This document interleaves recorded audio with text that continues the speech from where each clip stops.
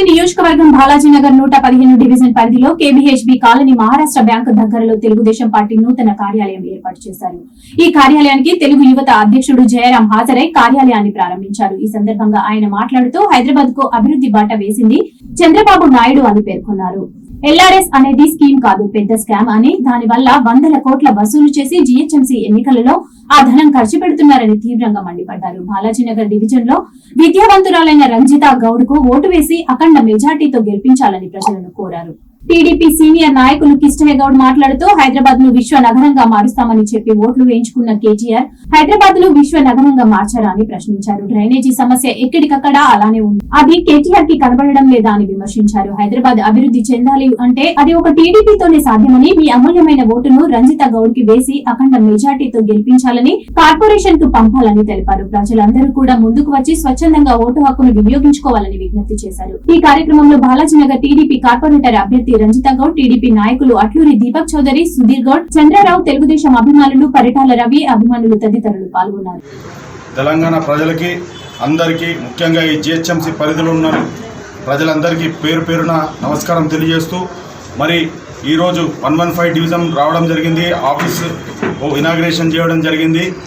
మరి తెలుగుదేశం పార్టీ గురించి ఒకసారి ఆలోచించినట్టయితే, మరి రంజితా గౌడ్ గారు ఒక విద్యావంతులు. మరి 82 నందమూరి తారక రామారావు గారు ఏ విధంగానైతే విద్యావంతులను తీసుకొచ్చి మరి లాయర్లు కానీ, అడ్వకేట్లు కానీ, ఇంజనీర్లు చదువుకున్న విద్యార్థులను తీసుకొచ్చి రాజకీయాల్లోకి రావాలని ఆహ్వానించారు.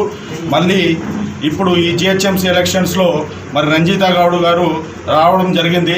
ఇక్కడ ఉన్న ప్రజలు అందరూ ఆలోచించి, మరి మేం చేసిన అభివృద్ధి, తెలుగుదేశం పార్టీ చేసిన అభివృద్ధి, మరి టీఆర్ఎస్ వాళ్ళు వచ్చినాక 6 సంవత్సరాలు చేసిన అభివృద్ధి, మరి మధ్యలో కొన్ని పార్టీలు పుట్టుకొచ్చినాయి, మత విద్వేషాలు రెచ్చగొట్టుకుంటా పార్టీలు ఏవైతే వచ్చినాయో అవన్నీ మీరు ఒకసారి ఆలోచించుకొని ఒక మంచి క్యాండిడేటు, ఎమ్మెల్యే కూతురు కాదు, ఎంపీ కూతురు కాదు, మరి ఏ రాజకీయ బ్యాక్గ్రౌండ్ ఉన్న అమ్మాయి కాదు, రంజితా గౌడ్ గారిని మనస్ఫూర్తిగా మీరు దీవించి ఇక్కడ ప్రజలు దీవించాలని కోరుకుంటూ, మరియు ముఖ్యంగా ఈరోజు ఏదైతే ఇక్కడ ఎలక్షన్స్ జరుగుతున్నాయో ఒక సుమారుగా 20 నుంచి 30 వేల మంది ఈ తెలంగాణ ఇక్కడ జిహెచ్ఎంసీ రావడం జరిగింది.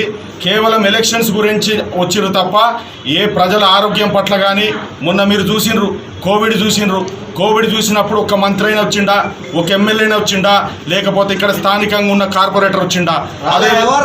అదేవిధంగా మరి వర్షాలు పడ్డాయి, వారం రోజులు వర్షాలు పడితే కోవిడ్ తరుణంలో కానీ, లేకపోతే వరదల సాయంలో కానీ ఫ్లాప్ అయినరు. ఈ 6 సంవత్సరాలల్లో టోటల్ గవర్నమెంట్ ఫెయిల్యూర్ అయింది. వీళ్ళు ఎంతసేపు మాకేమన్నా వస్తుందా, కార్పొరేటర్ హాస్పిటల్ తోటి టైఅప్ అయి లక్షలు దోచుకున్నారు. మరి ఎన్నో ధర్నాలు చేసినాం, కోవిడ్ని ఆరోగ్యశ్రీలో పెట్టి మనం చేయలే, అవన్నీ ఏం చేయలే. కానీ ఇప్పుడు ప్రజల మధ్యలోకి వచ్చి మా అయ్య అంత ఖర్చు పెట్టిండు, 67,000 కోట్లు ఖర్చు పెట్టినాము, మేము అది చేసినామని ఆ కేబీఆర్ పార్క్ చుట్టూ టాయిలెట్లు కట్టుకుంటా, నవ్వే బొమ్మ పెట్టుకుంటా కార్యక్రమాలు చేసుకోమని చెప్పడం జరుగుతుంది. టీఆర్ఎస్ ఎంత హాస్యాస్పదం అంటే, మరి ఒక నాగులన్న సెక్రటేరియట్ కాడ అక్కడ అయ్యా కేసీఆర్, అమ్మ కేసీఆర్ నన్ను కాపాడండి అని తగలబెట్టుకొని చనిపోయినరు. మరి ఒకనాడు తెలంగాణ ఉద్యమంలో ఎందరో విద్యార్థులు చనిపోయినరు, ఇవాళ వాళ్ళ తల్లిదండ్రులు చనిపోయే పరిస్థితి ఈ గవర్నమెంట్ తీసుకొచ్చింది. ప్రజలు కూడా గమనించాలి. ఎందుకంటున్నా ఫామ్ హౌజులు ఈ అయ్యా కొడుకులు కలిసి మొత్తం ఎకరాలు జీవోకు విరుద్ధంగా, 111 జీవోకు విరుద్ధంగా కట్టుకొని జనవాడల ఫామ్ హౌజులు కట్టుకుంటే మరి దాన్ని ప్రశ్నిస్తే కూడా దాన్ని తొక్కేసిండ్రు.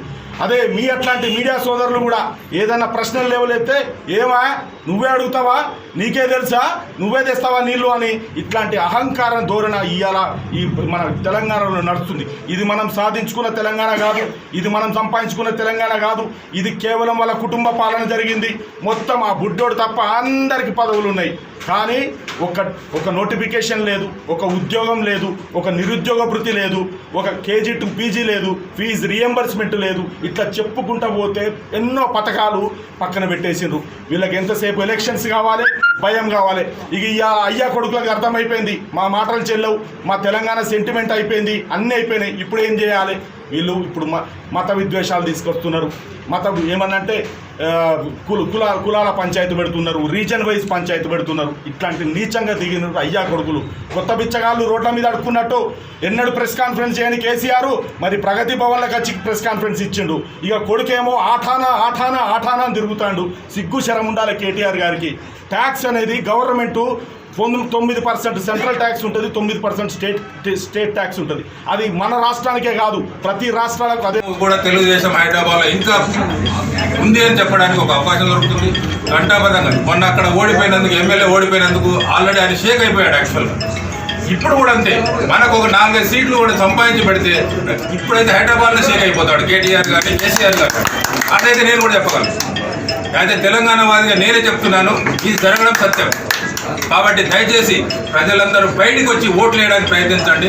మీ ఓటు సవ్యంగా వినియోగించుకోండి. ఒక గెలుపుని నాంది కావాలి మీ ఓటు. కాబట్టి దయచేసి నా యొక్క మనవి ఏంటంటే, అన్నగారికి చాలా కృతజ్ఞతలు. దూరం వచ్చి మన కోసం వచ్చాడు కాబట్టి చాలా చాలా థ్యాంక్స్ అన్న. సో మీ అందరికీ కూడా చాలా థ్యాంక్స్. మాకు మీ అందరి సహకారం ఎల్లవెల్ల ఉండాలి.